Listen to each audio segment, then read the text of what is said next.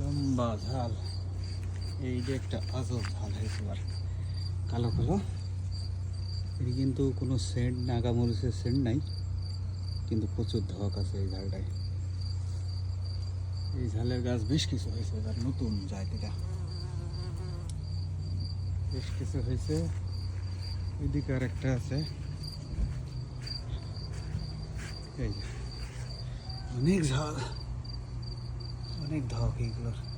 এটা যখন ম্যাচুইড হবে তখন কালো একটা, এই যে এরকম আস্তে আস্তে কালো হয়ে যাবে। এখন পুরা সবুজ, ম্যাচুইড ঝালগুলো সব কালো। এইগুলো কালো হয়েছে যখন এটা অনেকটাই ম্যাচুইড হয়ে গেছে।